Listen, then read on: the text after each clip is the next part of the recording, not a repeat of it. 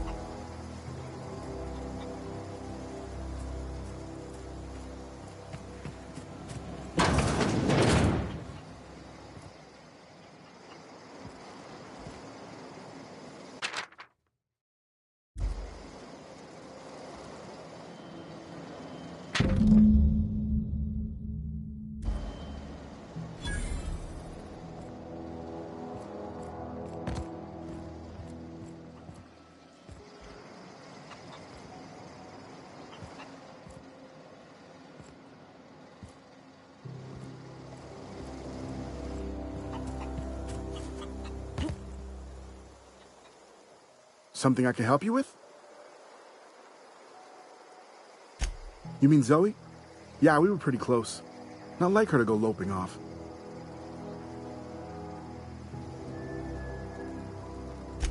Zoe and I were gonna watch the serials, as is our custom. She never turned up. I looked around, but she was nowhere to be found. You sound like some type of corporate fixer asking all these questions. Zoe was always obsessed with this serial. Masked Marketeer. A scion of Byzantium turns to banditry and teaches his marauder companions the wisdom of free market economics. Shame she up and vanished when she did. I had a surprise lined up for her. The other day I got my hands on a genuine copy of the latest Masked Marketeer. I was gonna surprise Zoe with it, but she was gone the next day. Can't say I recall Zoe ever acting strange. Well, except for her habit of writing things down on scraps of paper. She called it journaling, but I think it's just plain odd. Hey, I got time. Fresh off the limb, and that includes canid meat.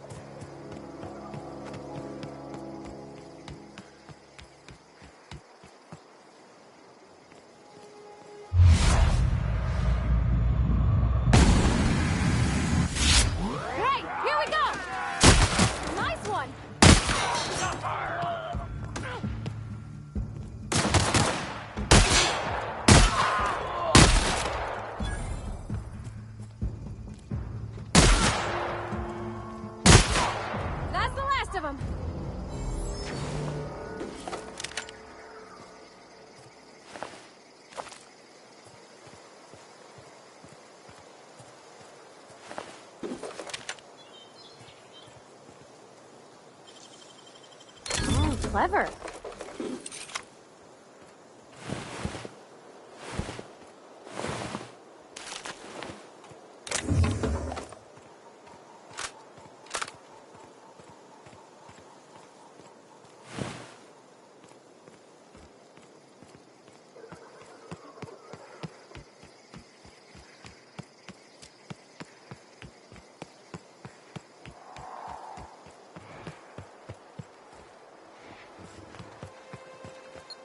I don't know anybody. We got this!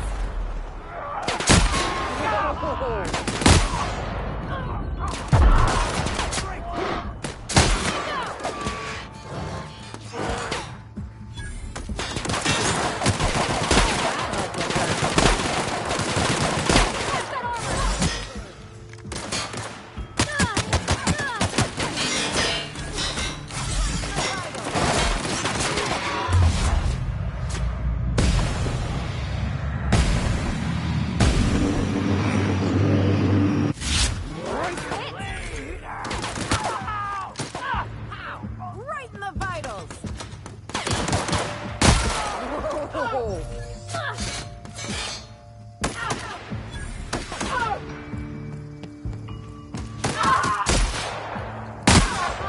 No encore?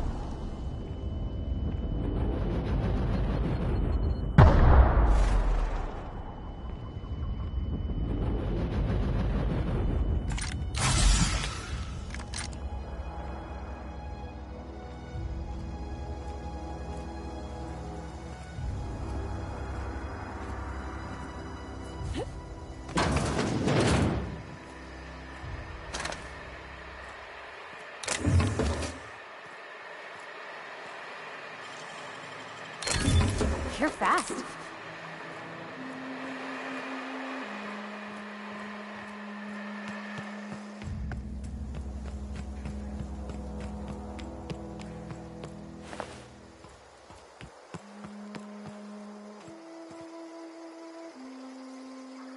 Wow, you crossed them all off, like some sort of heroic accountant running down a list. Teach me your ways.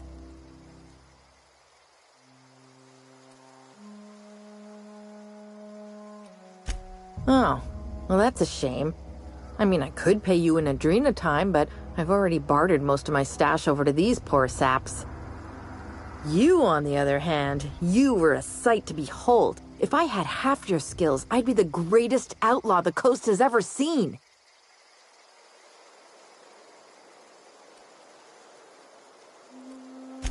Why? Adelaide wants me back on garden duty or something? Thanks, but I'm not going anywhere. This is where I belong.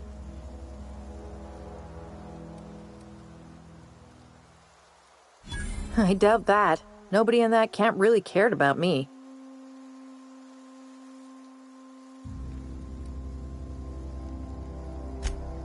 Wait, you're telling me he's got a copy of the Masked Marketeer? Why didn't you say so? I'll take my stuff and head on back, I suppose. Grace is going to be glaring knives at me, so I've got that to look forward to. I'm great at clarifying.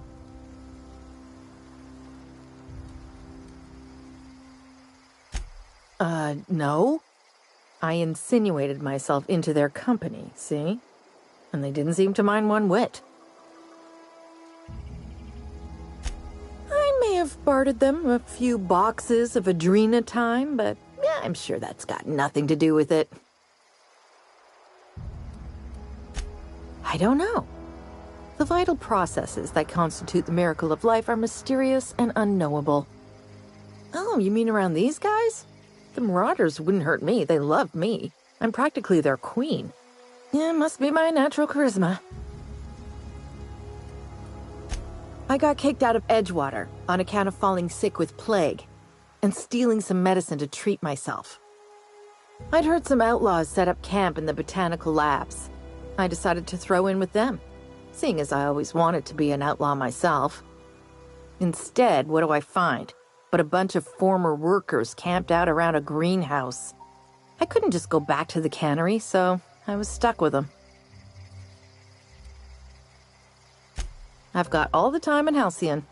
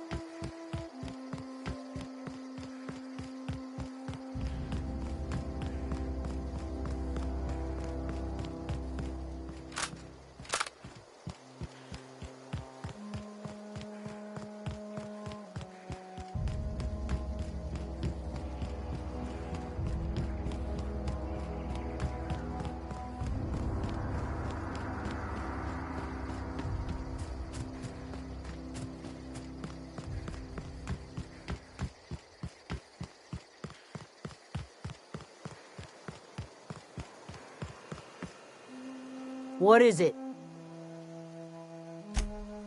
We didn't always get along, but I'm glad to know she's safe. What happened, anyway?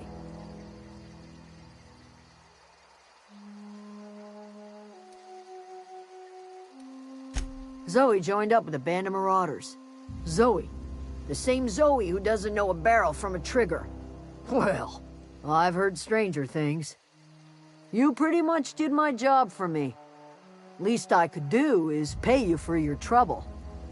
Let me know if I can do something for you.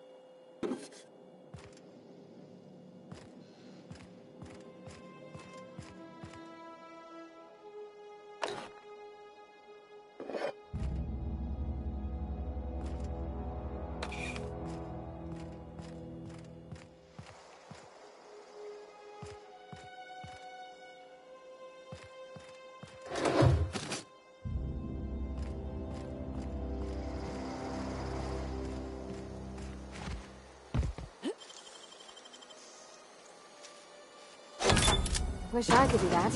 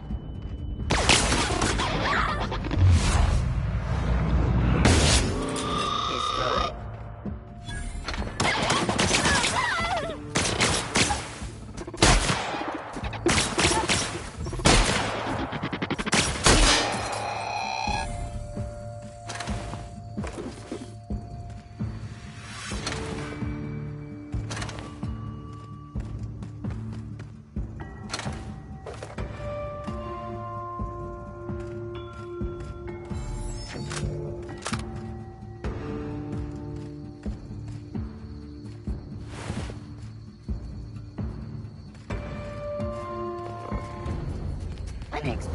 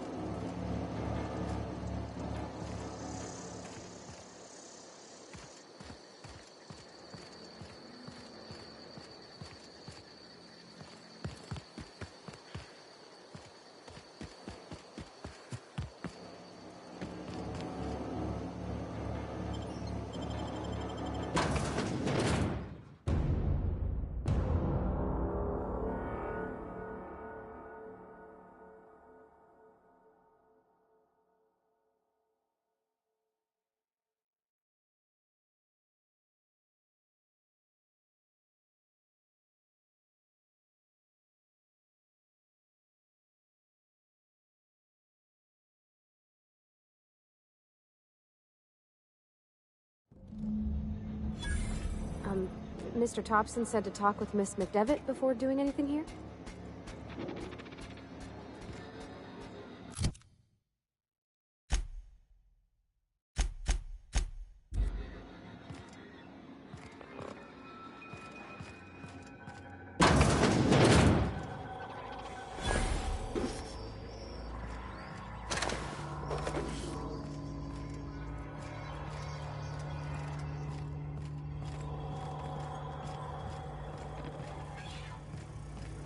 Unexpected.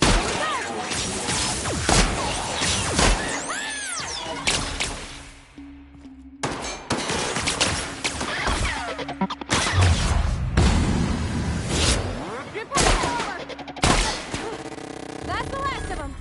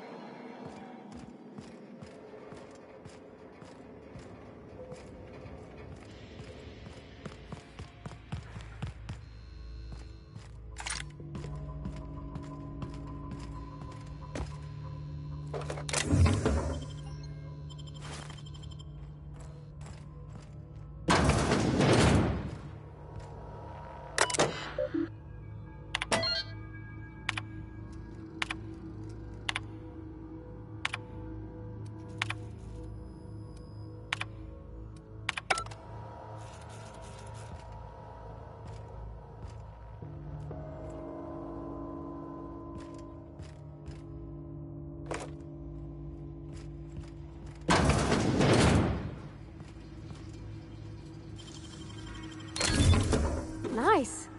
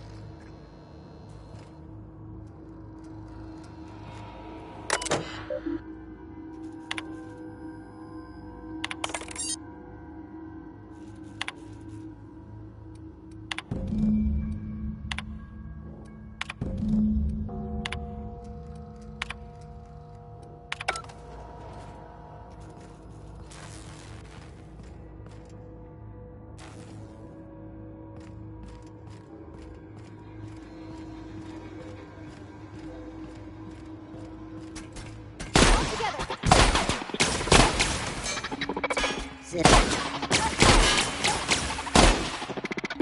the last of them.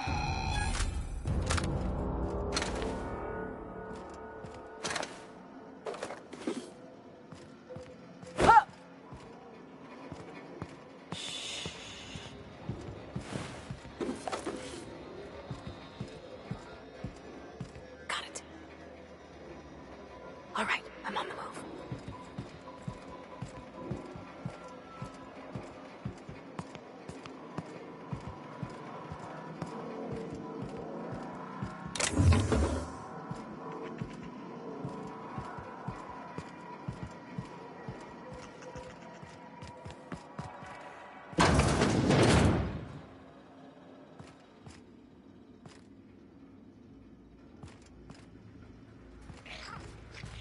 Processing.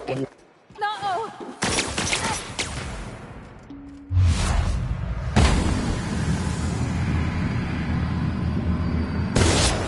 Working! Nice one!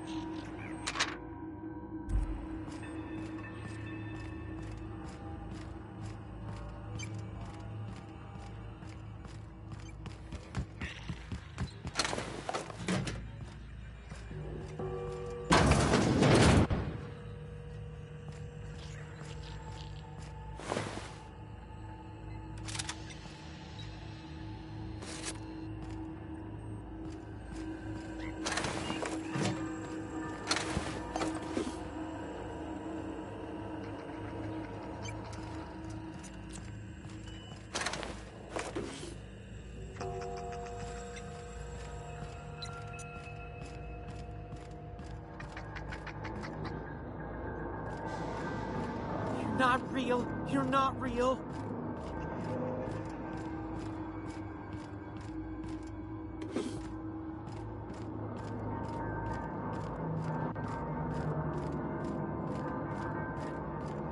No, no, no, just leave me alone.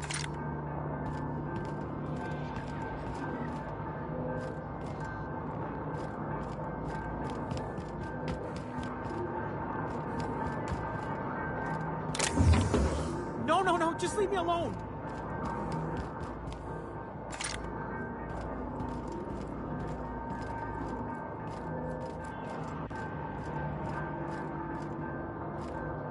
No, no, no, just leave me alone.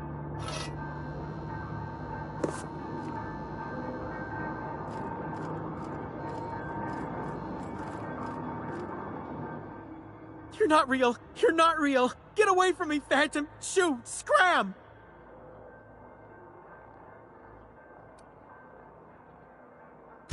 Don't you talk down to me, Phantom. Least I know I'm real. See? See, Higgins? This is why you must always boil your sprats before ingesting.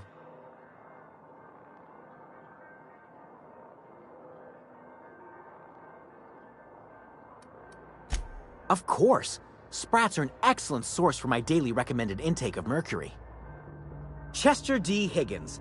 The D stands for definitely not insane. I use it as a reminder.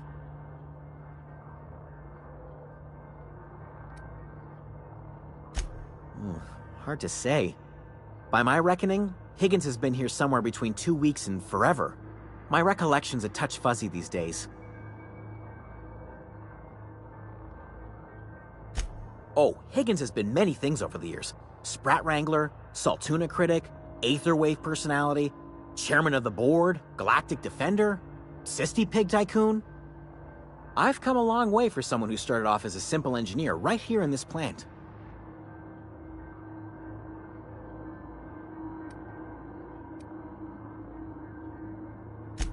Mechanicals lost their bolts.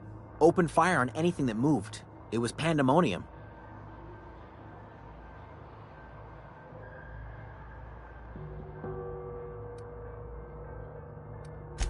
I was on cleaning duty at the time. My old boss had me scrubbing pipes when the killing started. So, as usual, I missed out.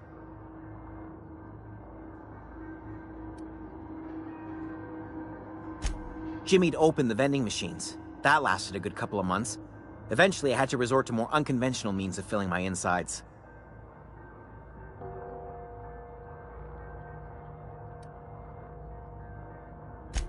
Braised. Boiled, charred, skewered. Sprats are good eating, friend. Chock full of brain food.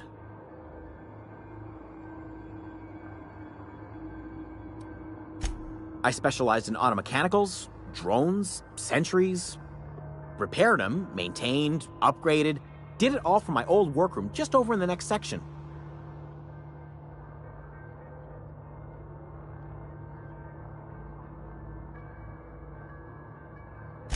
Look, I don't want to fall into any trouble with the mechanicals. If they wise up to our plans, they will come for us. With prodding irons. You know, you remind me of myself back when I was an intergalactic adventurer. I discovered a flaw. Their hostility levels were hardwired to maximum. There's no changing that, but you could rewrite their targeting protocol so they attack each other instead.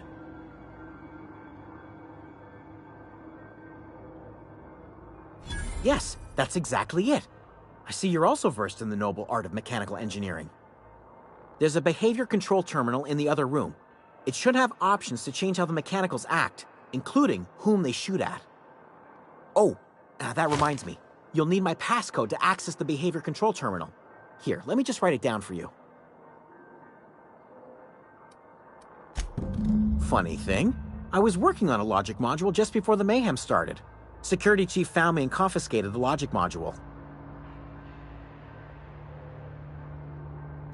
The tail. Definitely start with the tail. If you're feeling adventurous, the ears are a particular delicacy. Jimmy'd opened the vending machines. That lasted a good couple of months. Well, yes, for the uninitiated palate. A true gourmand appreciates the Sprat's complex melange of flavors. Braised. Boiled, charred, skewered. Mechanicals lost their... You mean, why did the mechanicals go on a murderous rampage? Same reason any of us do, I suppose. The voices told them to do it. I was on cleaning duty at the time. My old boss had me scrubbing...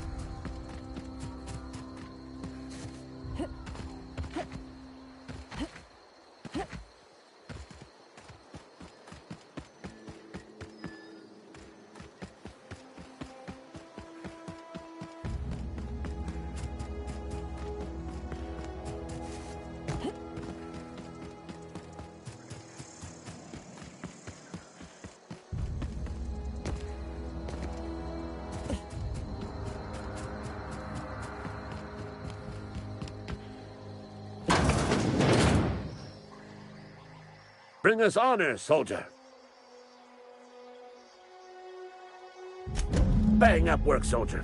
You're a credit to your uniform. Oh, that reminds me. Gotta look into getting us a uniform. So this is it, then. The key to humanity's victory over the mechanical hordes. I would reward you with the gratitude of the Resistance, but I'm guessing you want something tactile. So here's a couple of bits for your trouble, and a little something to remember me by.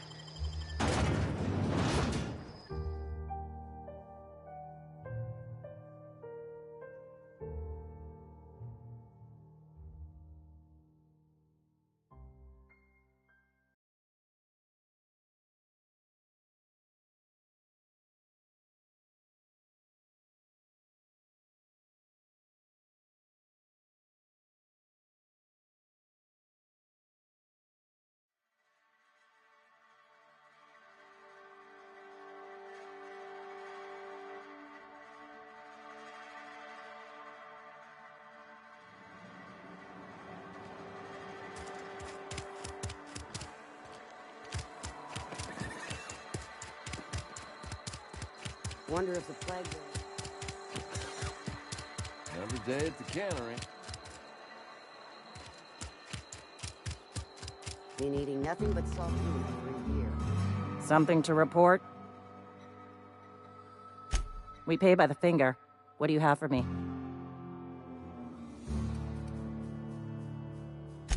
Here we are. Bertie Cotton. Cause of death. Let's just say overwhelming physical trauma. Bert was the local preacher before Max took over. Always was quick to remind us that we all get what we deserve in the end. I'll just need your signature here, here, here, here, and here. Got any more fingers for me?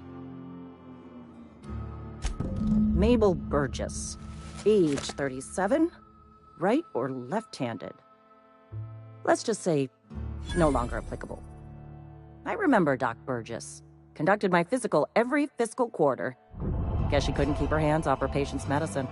Still one outstanding bounty. If you've got a finger, I've got the paperwork. Gil Antrim. Real name, Guillaume. Duly processed by a freelancer on behalf of Spacer's Choice. I remember him. Was just a kid last I saw him. Shame. Well, that's all three. I must remember to requisition some more fingerprint ink. Here's all the compensation you've earned, plus a bonus. You've done such a bang-up job hunting down our former workers that I thought it only proper to deputize you. Congratulations. Let me stop you there. It is official Spacer's Choice policy that all Marauders, regardless of prior affiliation to the Spacer's Choice brand, no longer qualify as our people.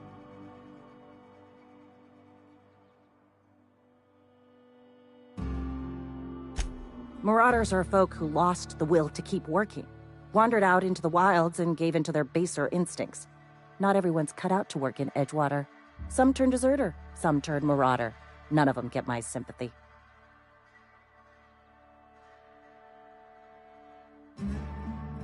Uh-huh.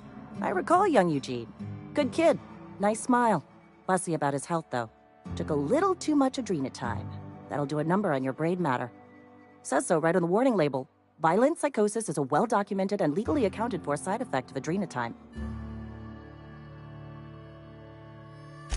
What's on your mind? As long as your questions fall within the acceptable margins of curiosity.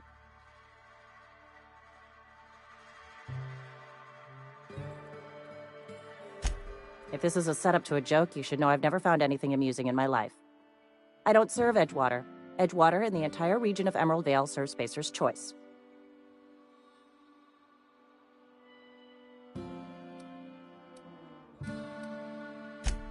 Spacer's Choice is a wholly owned subsidiary of Universal Defense Logistics, which occupies a seat on the Halcyon Holdings Corporation, also known as the Board.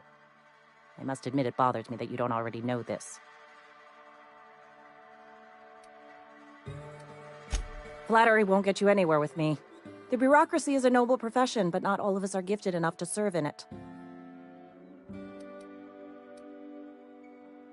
Something to report?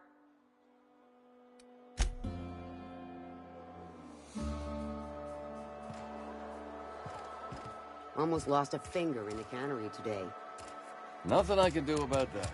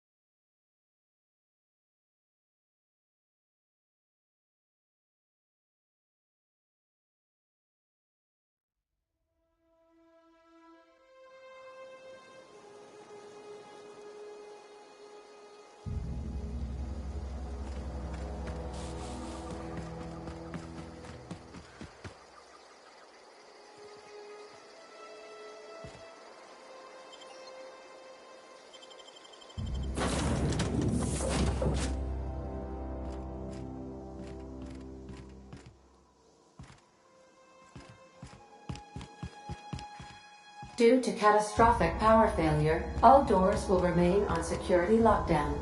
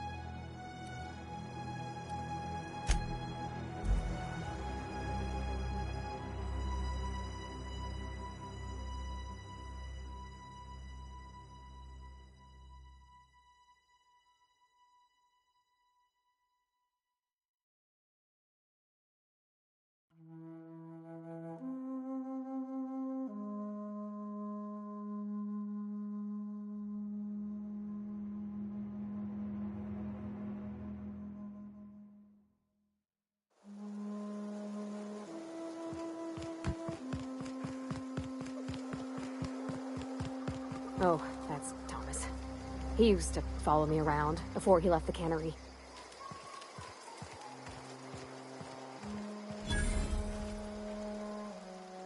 Oh, didn't see you there. I was just occupying myself with a little engineering. Whoa, Miss Parvati.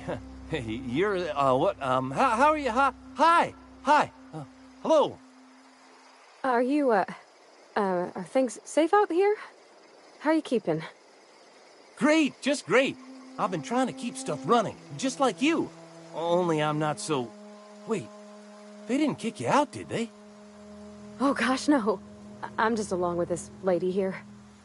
Are you from town? I mean, you don't exactly look like you're from town.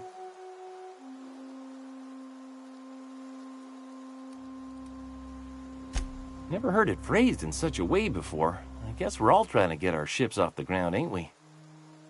Sorry, I just wasn't sure if you were from town or if you were one of us. Something's been chewing at me, you see. Fact is, I've been, well, lying. To everybody here. Camp thinks I'm a mechanical genius, but I couldn't fix a busted chair.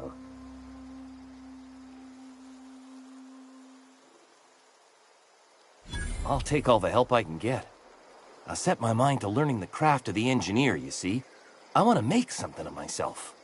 You ever heard of the Young Spacer's Guide to Mechanical Engineering? Comes in a set of 3. If I had my hands on one of those data pads, I could teach myself the ins and outs. Those are good. My dad kept a copy with him when he was working in the cannery. I know the old community center kept a copy. Should find another one back in town. If you could find me even one of those pads, I'd be greatly obliged.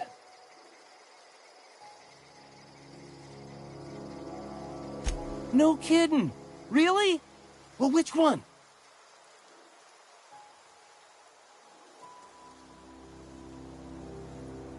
Look at that! Building a computing machine out of Spectrum potatoes, a primer. I'm just glad it survived all these years.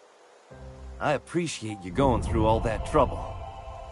In fact, I put aside something special, on the off chance that somebody'd search out those data pads for me.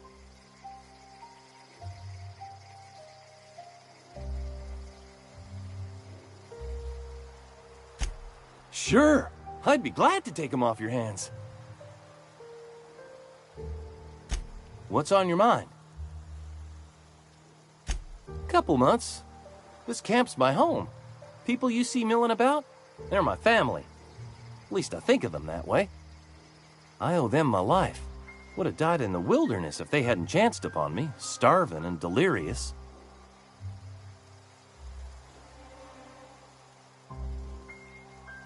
We all left the cannery for one reason or another. Me? I was let go, mostly on account of my incompetence. I mean, I was incompetent. I couldn't even survive on my own. Grace found me, Adelaide took me in, I've been on my feet ever since. You weren't incompetent. You just didn't fit the cannery. Not like here. This place had a U-shaped hole, and now it doesn't. You could stay, you know. Here. I'd be happy to... I mean, we could really use... this isn't coming out right. If you want, Adelaide would make a place for you.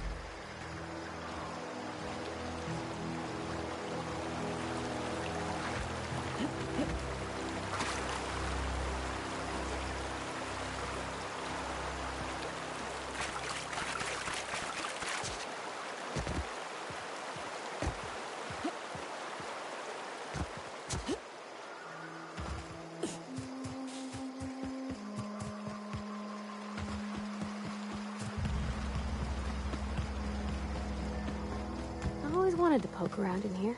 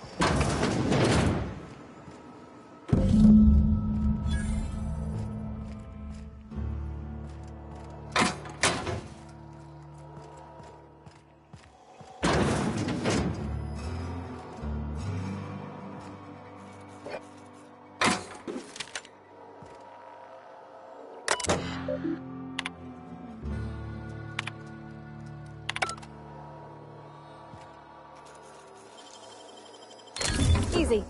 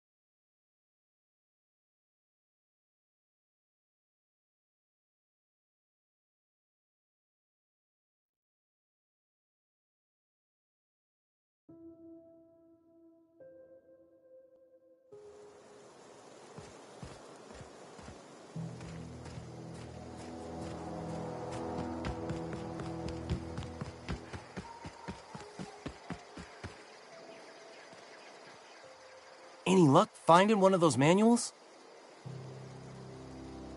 No kidding! Really? Well, which one? Ain't that just ironical? If I'd worked a little longer back at the cannery, I might have found this myself. 2 whole data pads? Be still my beating heart. Oh, almost forgot your payment. Well, don't keep me in suspense. The geothermal plant? Now that is just incredible! You really went exploring down there? Adelaide always told us it was swarming with hostile mechanicals. That's a complete set! All 3 parts! I'm gonna be the greatest engineer Halcyon's ever seen! Aside from you, Ms. Parvati, I swear, I'll do you proud. I'm glad we could help, Thomas. I've been saving something for you. Just a little contraption I found. Should fit right into your outfit.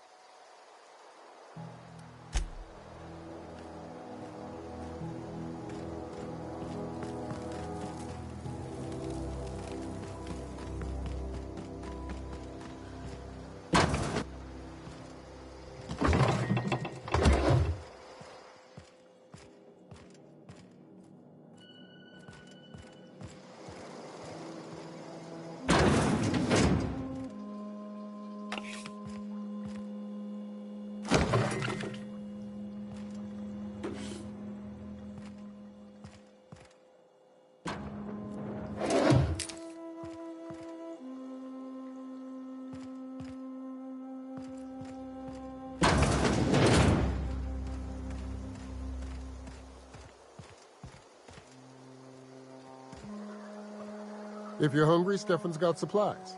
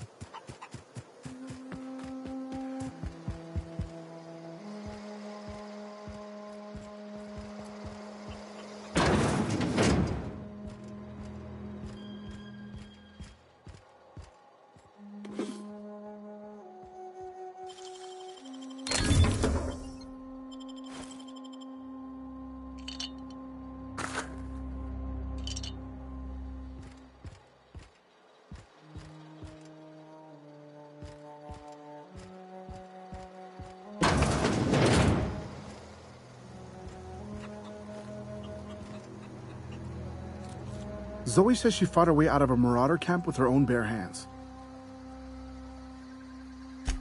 Fresh off the limb, and that includes canid meat.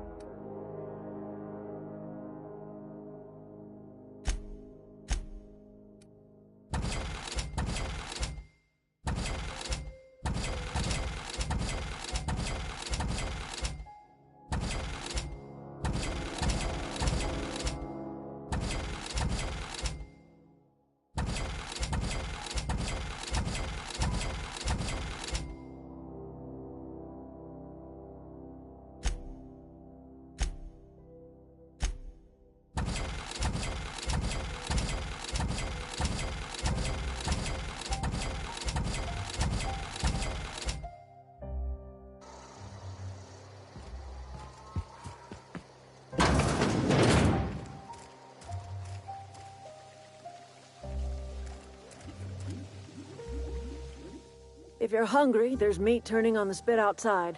If you're bearing illness, find a place to lay your head down and I'll fetch you a poultice. Whatever your troubles with Edgewater, leave them at the gates and be welcomed here. Any questions, dear?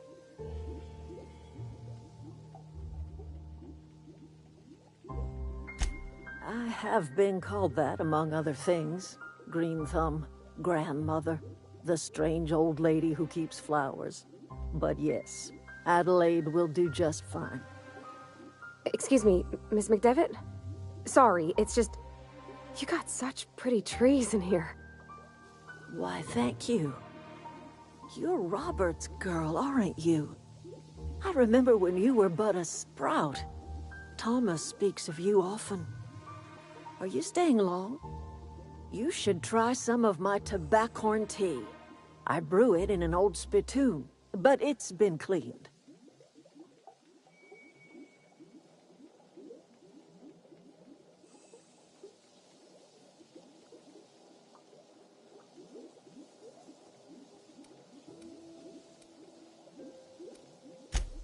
Reed Thompson? You here on behalf of that cold-eyed reptile? Let's hear it. What's Reed's idea of peace, then?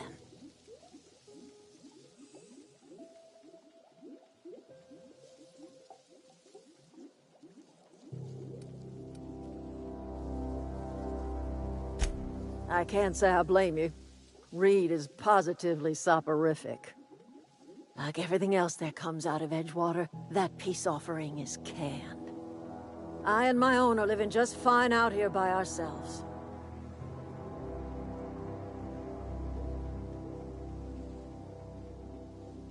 He would do such a thing. The question is, why would you agree to his plans? Cannery's got a regulator. You want ship parts, you ought to rip them out of the cannery's guts and leave us be. If you're going down to the plant, you should divert power away from Edgewater and toward our end of the grid. Think about it. You'd be liberating an entire town from a lifetime of service to that odious cannery. Seems the sort of thing a hero would do.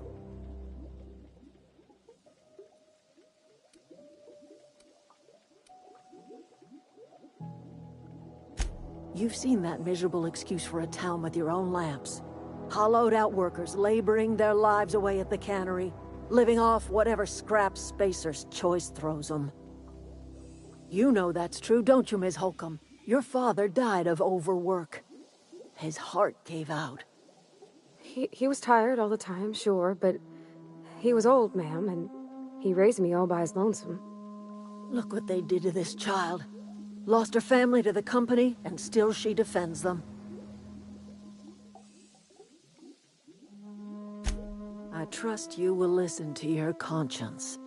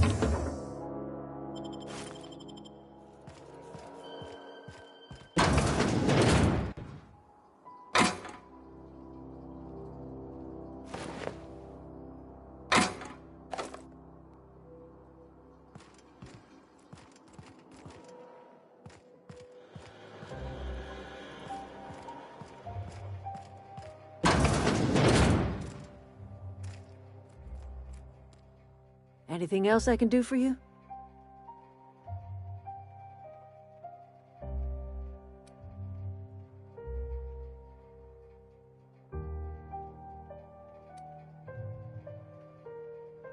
Haven't you ever seen a novelty paperweight?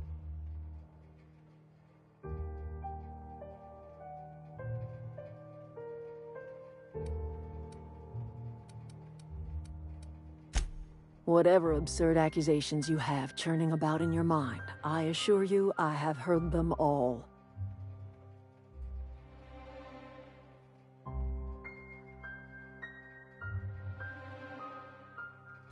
I remember a Eugene. Pleasant enough boy. Whatever happened to him?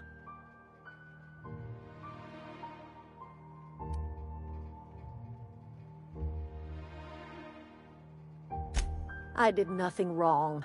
The teeth were harvested from a body that went cold long before my tools ever touched it. Gold does not decompose. The teeth had to be removed. And while I am no licensed dentist, I should think I did a fair job of it.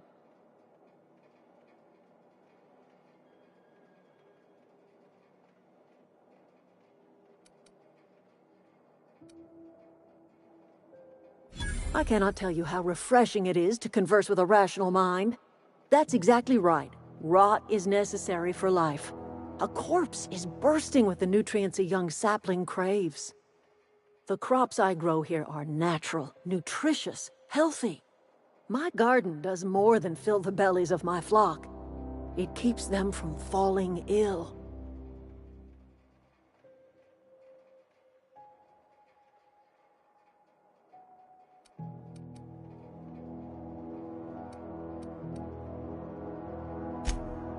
The Vale's barren. Been that way for years. Soil's been sterile about as long as I can remember.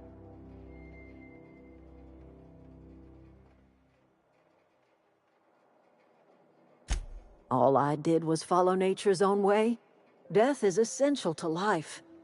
When the spirit leaves the body returns to the earth from whence it came. What remains is a carcass moldering neath the soil. Decomposition is a natural process, essential to new life. All life feeds on other life.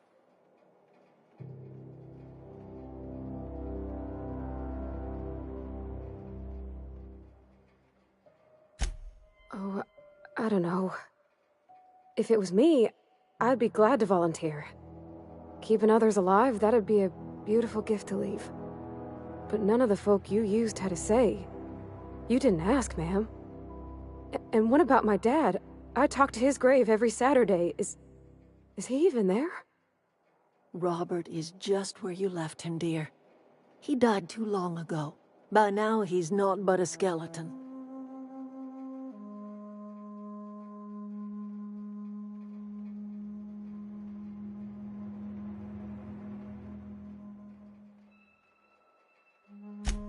Whatever you say, my dear.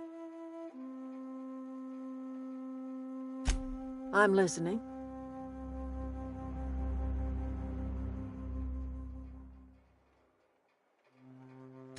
That's not strange at all, dear. Few of us truly know where we are. The world can seem like a forest without end, and it is all too easy to lose one's way. But we must remember that being lost is the first step in discovering yourself.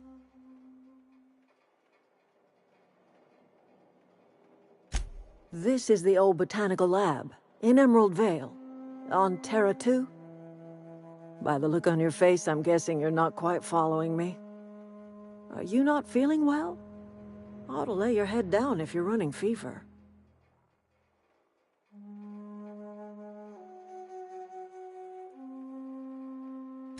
Are you talking about an escape pod of some sort?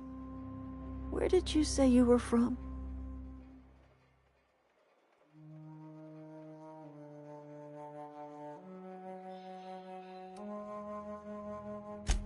Is that a new settlement of some kind? I haven't kept news from outside the Vale.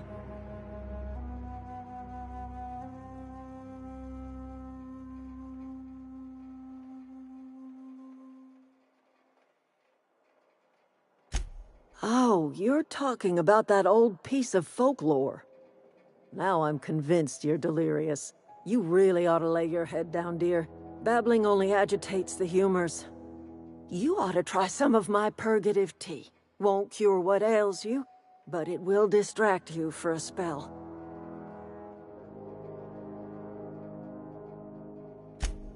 Maybe I do. I don't know yet. Growing up, I heard my folks talking about the Hope. Always believed it was just a story we told ourselves to keep our spirits up. Listen, don't you worry about what I think. That's not important. Worry about what the board thinks of you going around talking about lost ships from decades past.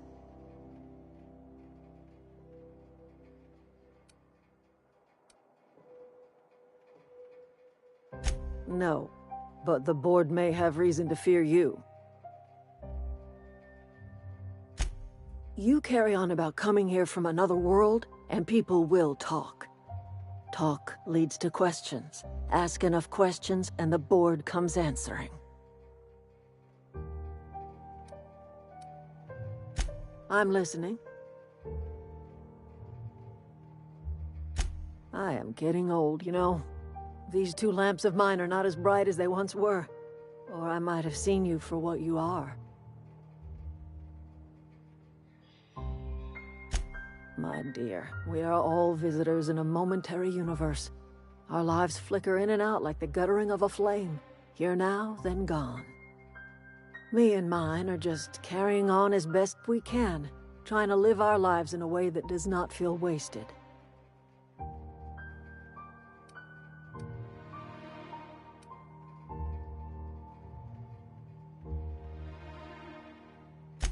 More of the colony felt the way you did. We'd have ourselves a proper revolution. I can't stop you from conducting your business down at the plant. I just want you to know that if you take our power away, you will have brought an end to our way of life.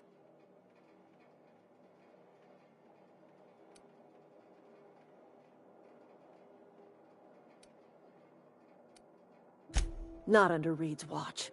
He and I would come to blows within a day, and he would never tolerate my tending to a garden. This is my home. It will be my home even if Reed cuts our power. Simple as that.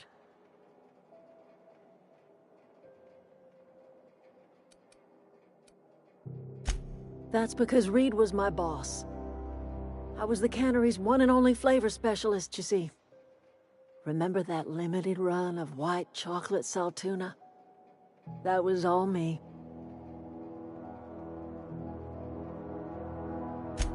My son worked in that cannery. When the plague started coming, he was one of the first to fall sick. We had a store of medicine locked away, but Reed refused to treat him. Said my boy didn't deserve treatment. Said the medicine would have been wasted on him. So I buried my boy in the cemetery, gathered my belongings, and left. That's as much of the story as you need to hear.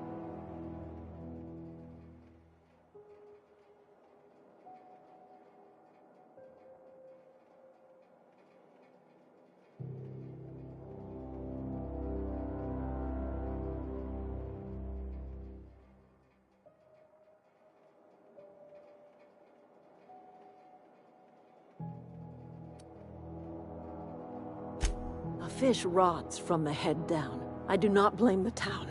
I blame the leader.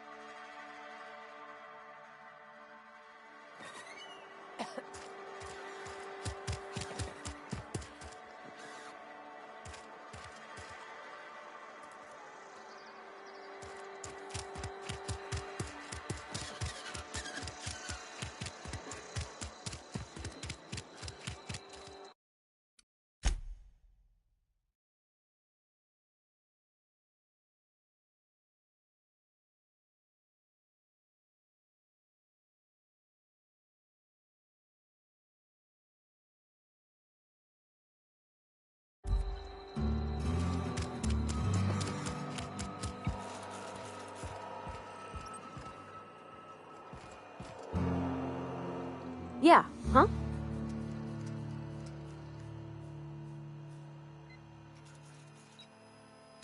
He's just interested in fixing stuff. He always used to follow me around, asking me to explain what I was doing. Like a puppy, kinda.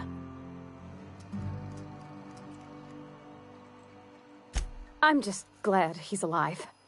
That he's okay. I mean, when Mr. Thompson said he was fired, we all expected the worst.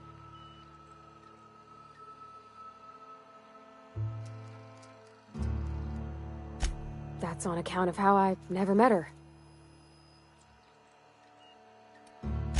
She was in another division of the Spacer's Choice family.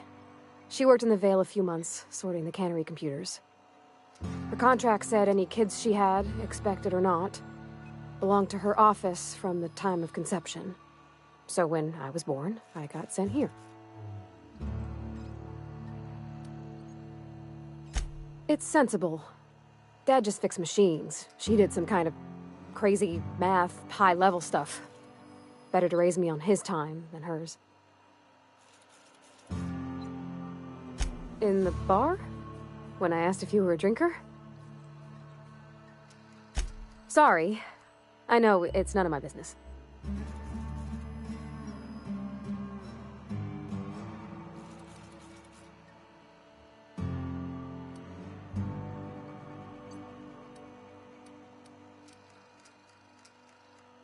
It's not like I think it a failing, mind. It's just I live right across the road. Most nights I watch folks out my window. When they come in here, they might be happy or sad. Mostly they're tired. When they leave, they're mad at themselves. Or they stumble into the alley and I listen to their hearts breaking.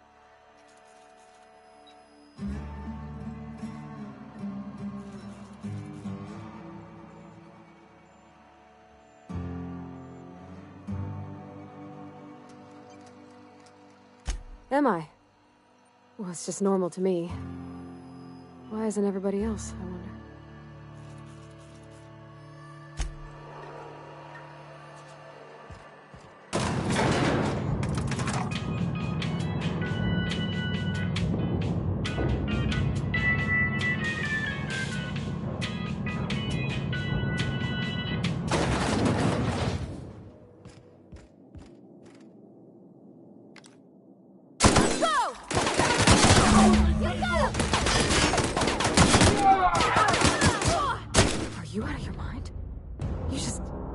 You just killed him.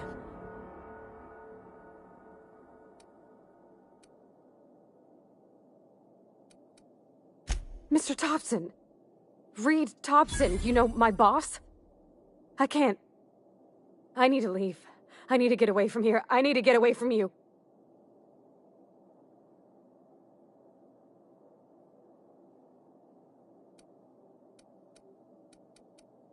You killed Mr. Thompson for talking down his nose at me? You got a real twisted sense of chivalry, you know that? Let's just move on. I couldn't forgive myself if I let you loose upon the Vale unsupervised.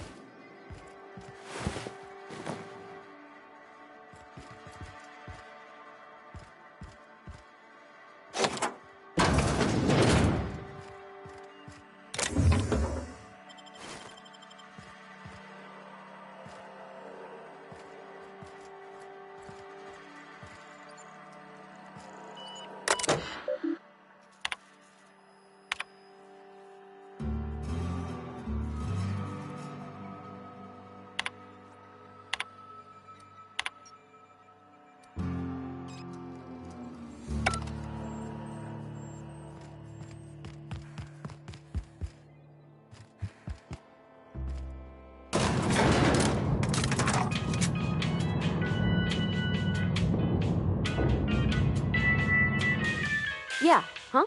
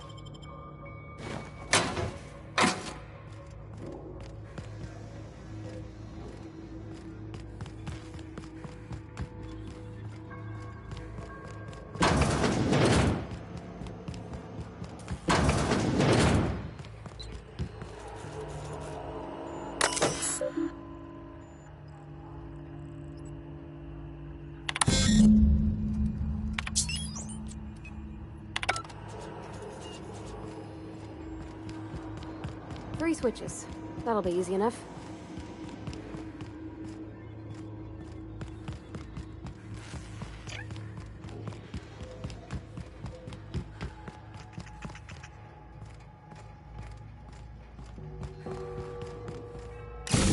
Just two more.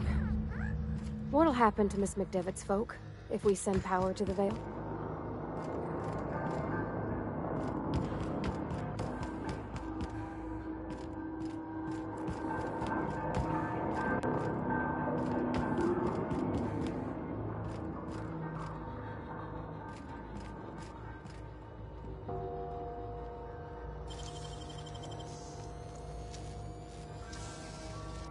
Oh, you got that?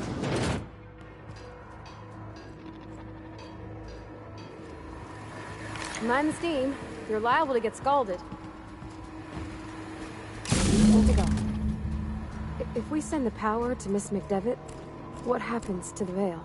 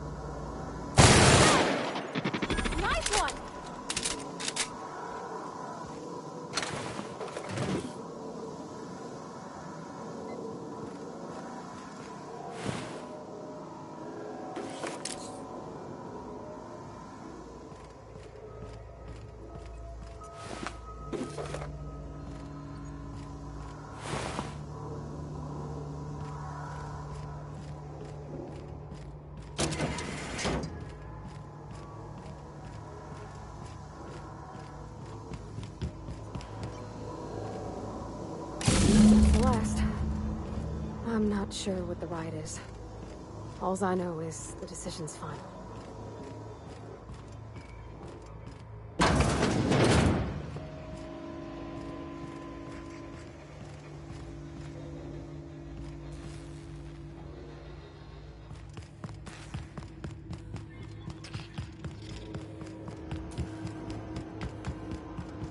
Once we do this, there's no going back.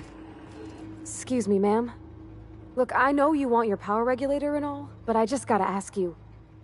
Do you understand what you're about to do?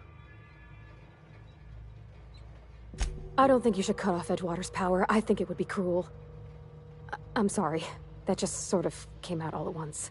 Edgewater's hurting.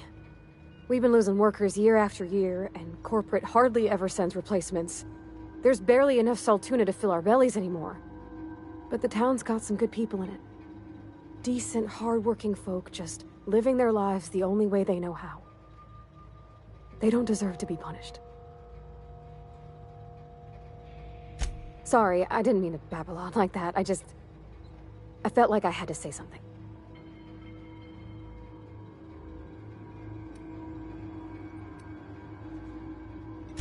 Really? I mean, wow. Thanks. No one's ever told me those words in that order.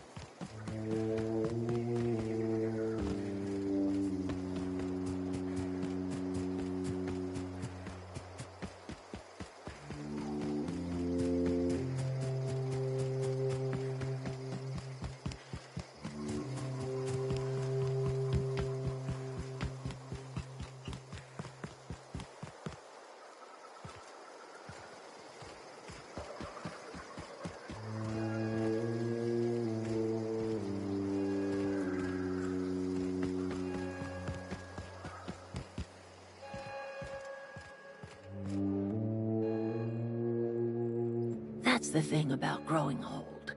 Your eyes start to fail.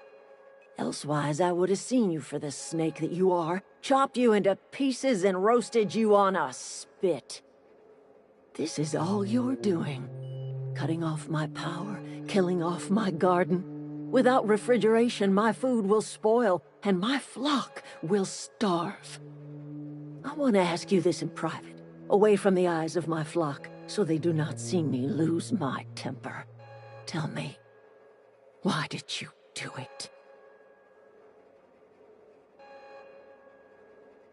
You killed my garden, destroyed my community, sentenced my flock to a lifetime of slavery in Edgewater for a power regulator. Well, shit, I wish it was personal. Go talk to Grace and Thomas. Look them in the eye and tell them their life here is over, and the only thing left to do is go back to Edgewater. This is now your responsibility. And you tell Reed Thompson that I will never return to Edgewater. I would rather die among my flowers than live under his management. You have a peculiar comfort with violence. Killing off my garden, gunning down Reed Thompson. Suppose it's time our flock made our way back to Edgewater. We must tend to what remains of the town and carry on with our lives as best we may. You're vexing to me, you know? Injuring us with one hand, helping us with the other. Here, I'm giving you something to leave us be. It's a ransom, you understand, not a reward.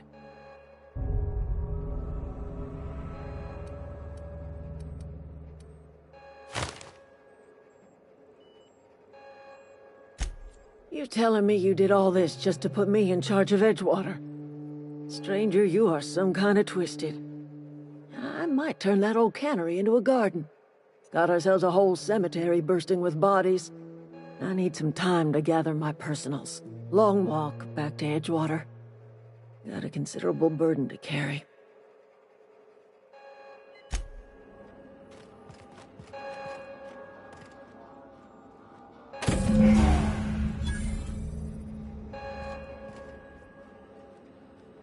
That was a good thing you did, Captain. Helping to bring the deserters and Edgewater folks back together. I hope you rest well on that.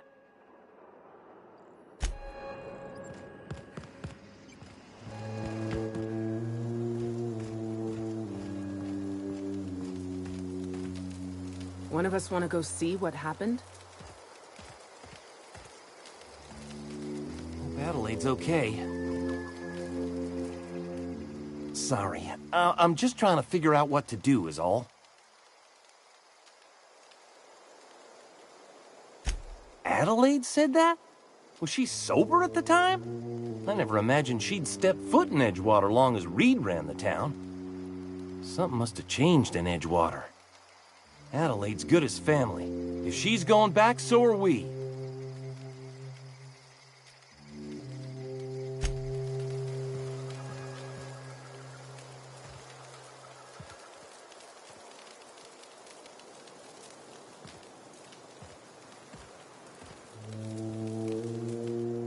Don't see why Thomas can't just get the generator up and running. Something I can help you with?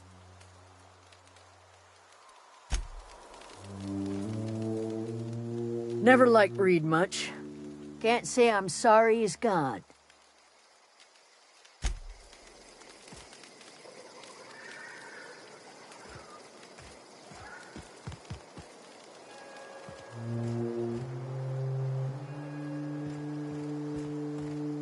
Home is where the heart is. Marauders took that saying a little too literally.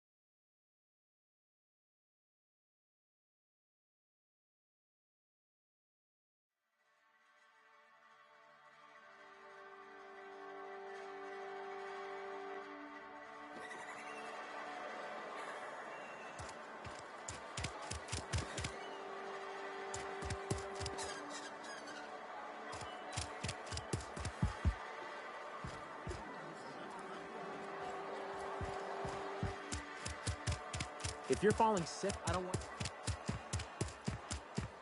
Do you think corporate's ever gonna...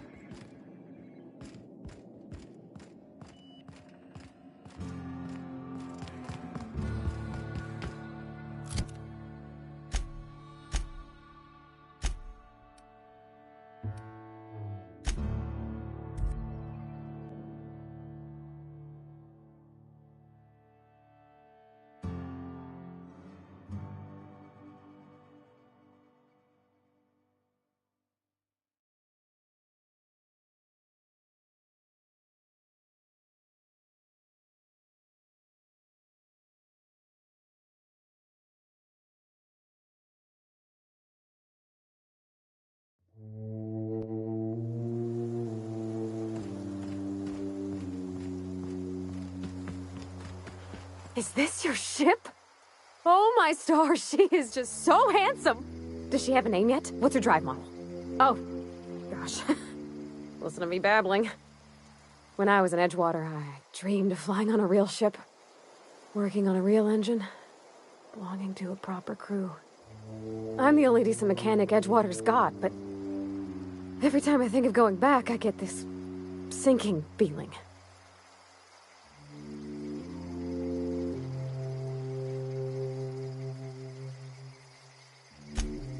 Well, it's kind of you to say that. And you're right. I wasn't happy. I want to ask you something, and you can say no. But can I come with you? I could tend to your engine. I know my G-valves from my catalyzers, and I can keep your ship singing. And if you ever need a pair of eyes watching your back, I can do that too. What do you think?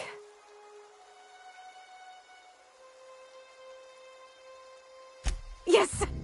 I mean, thanks. You won't regret this, ma'am. Captain. I can call you Captain now. Ha! I got a captain.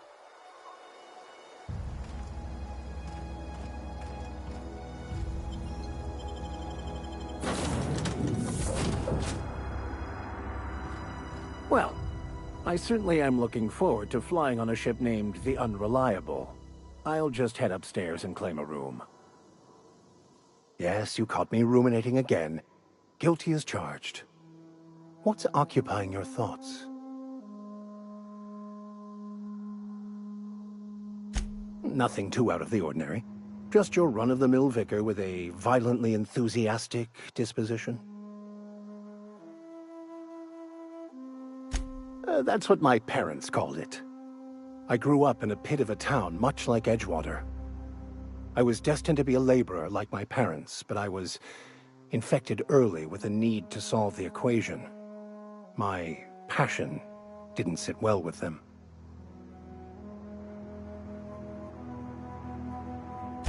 My parents, ironically. They internalized the precepts of scientism like no one I've ever known. They had a pure faith, a faith that brought joy to them regardless of the situation. I envied that. I wanted that peace.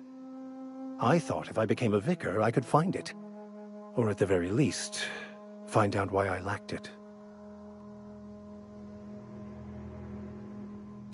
They thought I was fighting the plan, should have accepted my lot.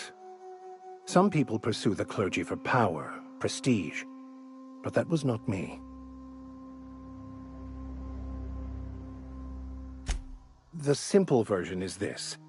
The force which we call the Grand Architect created the universal equation that underlies and defines everything in the universe. Everything flows from the equation, or in layman's terms, the grand plan. Is the Grand Architect a consciousness? A natural force? Did it create the equation on purpose? The answers to these questions don't really matter. The equation, the plan, is all that matters. Contentment is found by accepting one's role in the plan.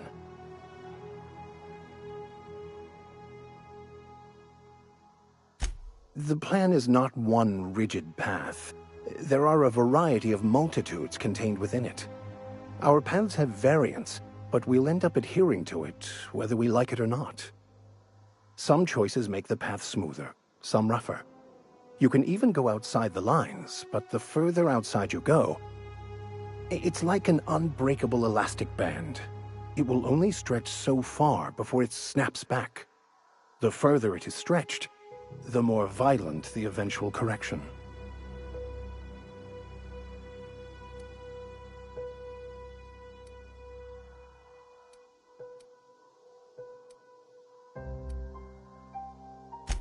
Bakonu, the author, had some interesting theories about man's perception of reality that I thought could be applied to our attempts to decipher the plan. Unfortunately, he was also one of the founders of the Philosophist school of thought, so the book is banned in this colony.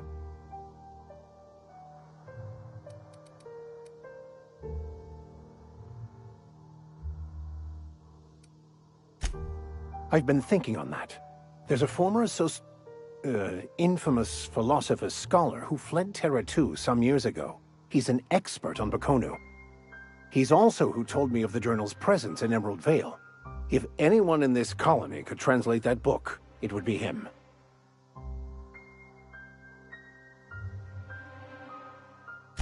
That's a good question. We should start on the Groundbreaker. It's where I'd go if I wanted to get off Terra 2. Great place to pick up a ride to Hephaestus, Scylla, even Monarch. All I need is access to a data cartridge from the security terminal.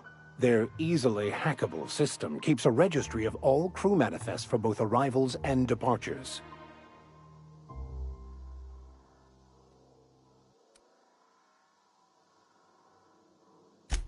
Before I transferred to Edgewater, I had a wealth of time to develop certain, secular skills during my years serving a particular penitentiary flock. I meditated, led sermons, provided guidance to the inmates as needed, of course. I also played prison yard tossball and taught myself a bit about computronic security systems. Thank you, Captain.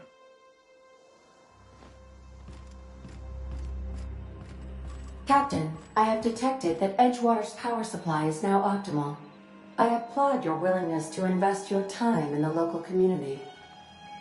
What can I do for you, Captain? Do you know how to install a power regulator? Outstanding, Captain. Your aptitude for engineering will prove invaluable in the event of another catastrophic engine failure. Our engine room is located behind you, across the cargo bay, up the ladders.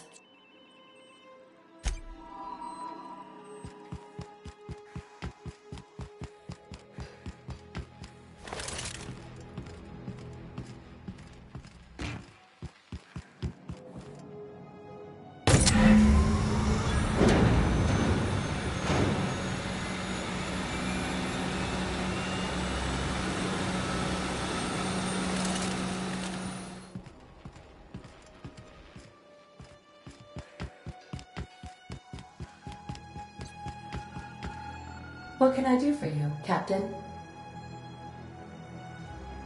All systems are operating within acceptable parameters. I am prepared to bring the Unreliable into low-altitude orbit. This should prove an adequate test of our flight capabilities.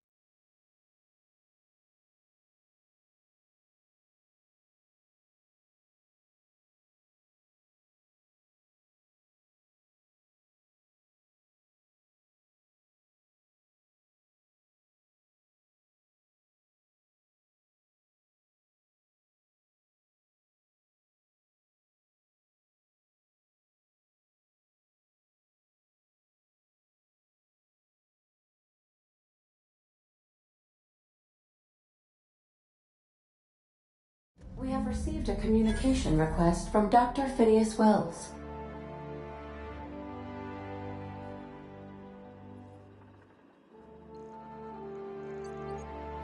Aha, there you are. Hale and hearty, and captain of your own ship.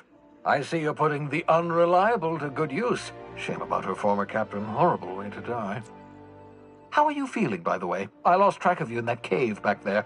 Experiencing any, unnatural drippage? Perfectly normal side effect of thawing, I assure you.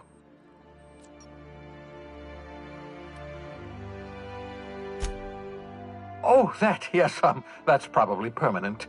I wouldn't worry about it, though. I'm sure you're fine. What you saw in Emerald Vale is happening all across the colony. Food shortages, lack of supplies, and basic necessities. We're dying. The chairman, the minister, and all their lackeys on the board are to blame. The Hope has some of the brightest minds Earth ever sent us. If we can revive the Hope's colonists, they can help us undo the board's mistakes. They can help us set things right. You need to get to Stellar Bay on Monarch. I have contacts there. They'll help us, find the chemicals to revive your fellow colonists. Gladys Culkelly, lovely woman, runs a cozy little black marketing outfit on the Groundbreaker. She can get you a nav key to land on Stellar Bay.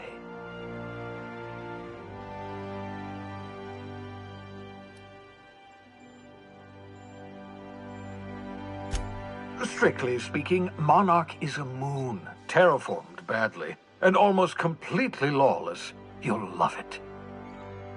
Captains don't fly their own ships, you see. Your navigation terminal handles the, navigation. Think of a nav key as a set of flight instructions.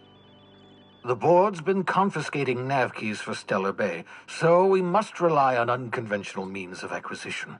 Hence, Miss Gladys Culkelly.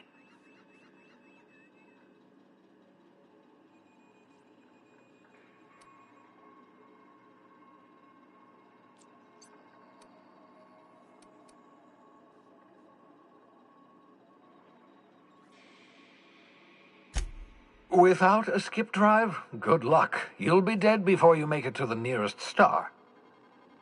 Look, I admire your optimism, but the sad truth is you're stuck here. You, me, and the rest of this colony. We're all skating precariously around the edge of oblivion together. None of us are leaving Halcyon alive, so we may as well make it a better place, and we can start by reviving the Hope.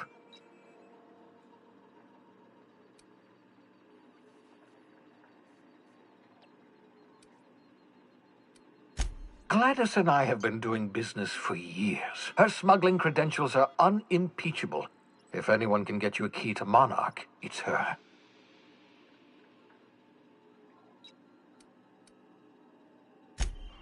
In theory, I suppose you could land your ship in Cascadia, and in theory, I suppose you might survive the experience. Cascadia is utterly seething with dangerous, highly aggressive creatures more than capable of tearing you limb from limb. You'd have to be a lunatic to land in Cascadia, and I'm reasonably certain I tested your brain for incipient signs of insanity. Trust me, talk to Gladys Culkelly. Excellent. I'll send her a wireless. Let her know you're coming. By the way, I gave Captain Hawthorne a disguise apparatus of my own design, cutting-edge technology years ahead of its time. I call it the Holographic Shroud. I'm sure it will prove remarkably useful to you. You'll find it in the captain's quarters.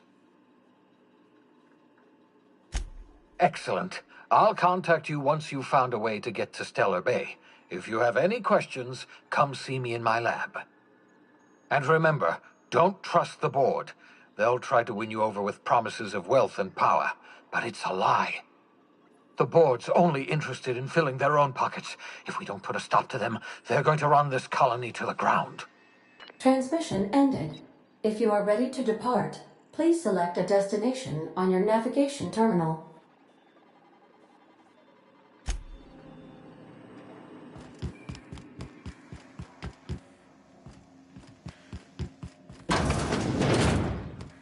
Make yourself at home, Captain.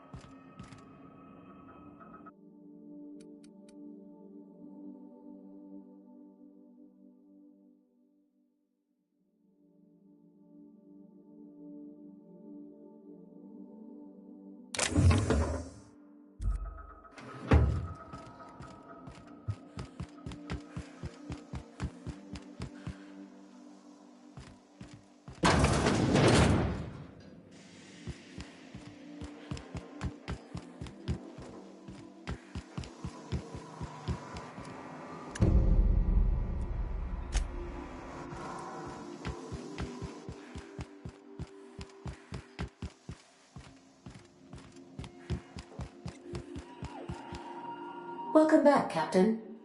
How can I be of assistance? The unit is a cleaning SAM. Hawthorne brought it on board some cycles ago, I'm sure with the intent to modify it, but I've never seen it up and running. Alex likely recorded progress notes detailing his efforts to modify SAM. If you check the terminal in your captain's quarters, we may be able to determine what work remains in order for SAM to properly operate. See you soon, Captain.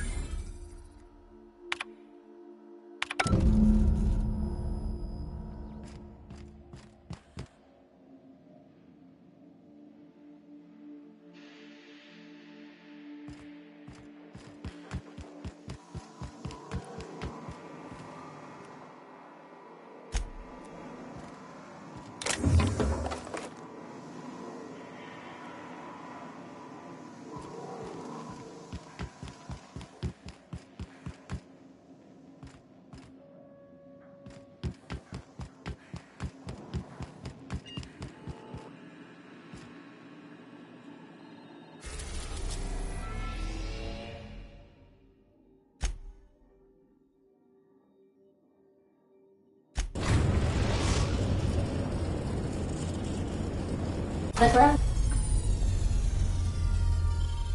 Groundbreaker has approved our request for docking, Captain. You're free to disembark. Can we chat? Hey, Captain. I heard that Groundbreaker's got a real good engineer. A lady named Junlei Tennyson?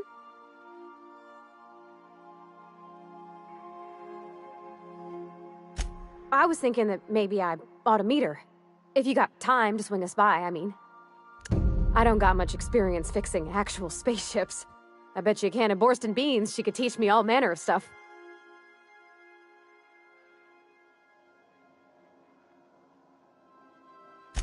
Thanks, Captain. I'll be sure to make it worth your time. Did you want to talk about something else?